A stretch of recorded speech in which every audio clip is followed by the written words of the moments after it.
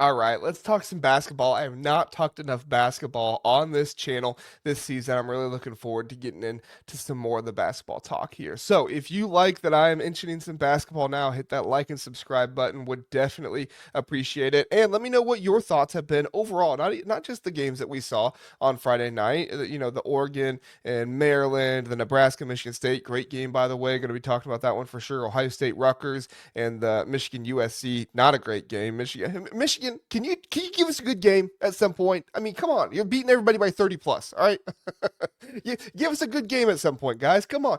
No, I'm kidding. I know Michigan fans have no problem with just blowing out every single team that they face. It seems like so. Number two team in the country, and they might just deserve to be the number one team in the country with the way they've been playing and doing so well against other teams. Anyway, we'll get to them a little bit later on. But give me a like and subscribe if you do that. And if you're on podcasts, some of the podcasting places out there, like Spotify, you can actually leave comments for that as well. Please do leave a comment on Spotify. I'm going to be starting to check that stuff more often. So if you would greatly appreciate if you do that as well, in addition to your 5-star rating and review. All right, let's get to some of this stuff. So Nebraska and Michigan State was obviously the top tier game that we saw, and Nebraska came out on top in this game, 58-56. My number one takeaway from Friday night was Nebraska's undefeated run hits new heights with their win over Michigan State, a gritty win over Michigan State, with Fred Hoiberg saying that this was the game that he wanted to see. Like, this was the way that he wanted to see his team win that he had not seen yet. A gritty win over this Michigan State team, who is a gritty team. Nebraska is right now number 13th in the country. They stay perfect, 14-0, 3-0 in the Big Ten, and they get the win over Michigan State, who is now 12-2. Excuse me, delivered their first loss in the Big Ten at 2-1, extending the longest streak to 18 games in the country, because Nebraska did win that crown last season. So if you add that in addition to everything else, this is the longest Division One winning streak in the country for Nebraska at 18 games. Pretty spectacular to see the Nebraska Cornhuskers doing this. Well, a key performance in this one was Rank Mass, 19 points, 6 threes this game. Price Sanford adds 13 despite some early fouls as well. The Huskers forced 19 turnovers by the Spartans in this one in defensive battle. They overcame adversity. They survived Michigan State's rebounding edge, where Carson Cooper had 13 boards in this game, and they had a late drought that really gave Michigan State the opportunity to get back in this one. Jackson Kohler, give a lot of credit to him, 19 points, 11 rebounds for him. He was huge in keeping this close, but this was a historic top 15 matchup at Pinnacle Bank Arena. It shakes up the Big Ten standings. It proves Nebraska is legit. Well, it doesn't prove that they're legitimate, but like at this point, and maybe this is the takeaway I should have, it's like, can we stop saying that Nebraska is for real? Like, I heard the announcer say that at the end. I'm not trying to come after the announcer. Obviously, he's just, saying what comes to his head and trying to, say something interesting. But like, it's like, oh, we now finally know Nebraska is for real. Like, this is a Nebraska team that beat Illinois. Like, this isn't a Nebraska team that hasn't faced anybody this year. I'm not going to say they've had the hardest gauntlet in the world, but they beat Illinois. I know Wisconsin's not great this season, but they beat Wisconsin by 30. They beat Illinois at Illinois in that game by 3 points. That was another close one that they got. They beat Oklahoma. I know they're not necessarily the greatest team, the greatest team ever right now. I mean, Oklahoma, well, they only have 3 losses. I forgot about that. They only have 3 losses. So Oklahoma, a good team. Nebraska was able to beat them. Is it the hardest schedule in the world? No, but they've beaten multiple teams that, maybe this Nebraska team in the past wouldn't have beaten. Fred Hoiberg's done a fantastic job with them. They stormed the court after this one, which, if you're a Nebraska fan, go crazy, do it. But I think this was a fantastic win for Nebraska. Number two, Michigan's depth and defense overcome adversity in a blowout win over USC. Michigan dealt with some adversity in this one with some injuries and stuff, but the number two Michigan Wolverines improved to 13-0, 2-0 in the Big Ten with a 96-66 victory over number 24 USC, now 12-2, 1-2 in the Big Ten. Their eighth 30-plus win of the season. Eight. They have 13 wins. Over half of their games have been 30 plus wins. Again, Michigan, give us some good games, okay? Help us out here.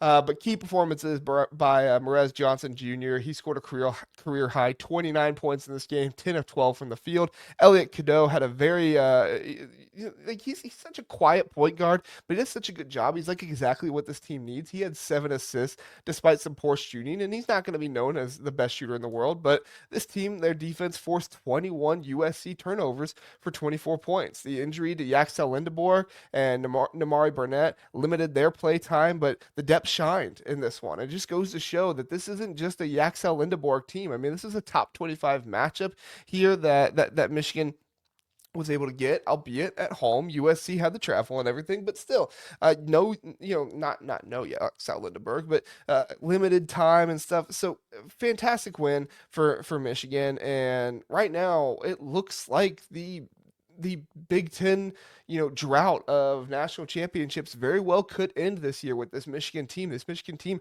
looks like the best or the second best team in the country. I'd rank them number one personally if it was me. I understand that Arizona has been really good this season as well and everything. They have some key marquee wins this year. They beat Alabama, they beat Auburn, UCLA, UConn. I mean, they have Florida to begin the year. That's obviously going to skyrocket them up, beating Florida there right away to start the year. But with the way this Michigan team is playing right now and how they're just kind of destroying everybody, it's quad 2 win for Michigan, really going to boost their candidacy. Even if they do fall off at some point, which I don't think they are, they still are going to have an amazing argument to be a 1 seed with stuff like this. So Chad Baker-Mazara, less fouls, please. He did have an illness, so we'll give him a little bit of a break there. But yeah, a lot of issues there with the fouls with Chad Baker-Mazara, and then obviously the absence of Rodney Rice impacted things here for USC as well. Number 3 takeaway.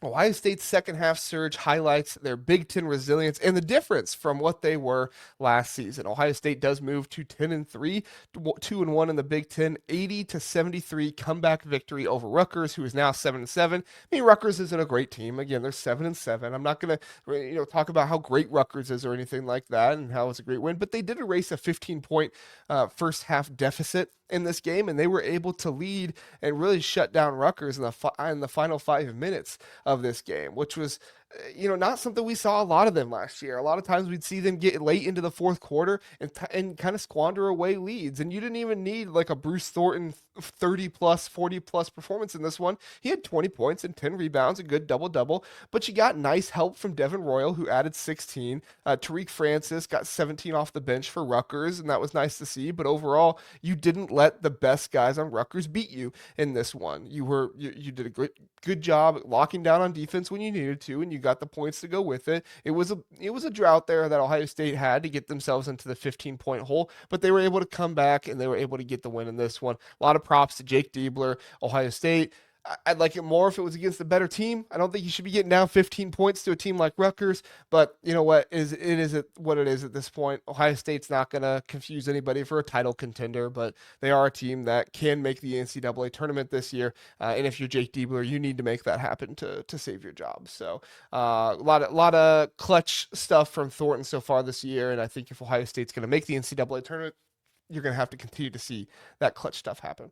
Number 4, Oregon's interior dominance just exposed Maryland's offensive struggles that were already greatly there. Oregon earned their first Big Ten win. They're 8-6 on the year, 1-2. They've not been great. Maryland is 7-7 on the year, 0-3 in the Big Ten. Not a great season so far for Buzz Williams and the guys. A lot of offensive issues, and Nate Biddle doesn't help that either, as Nate Biddle tallies 16.7 rebounds and 5 blocks. Kwame Evans Jr. returned. He went 12-8, and then Maryland Solomon Washington, he got 17 and a double, but just unfortunate for Maryland that it really, didn't get much help out there to be able to do that. The Ducks played without Jackson Shellstad in this one, and they outscored Maryland 32-12 in the paint, despite their 5 threes in this one as well. So Maryland drops to 0-3 in the Big Ten.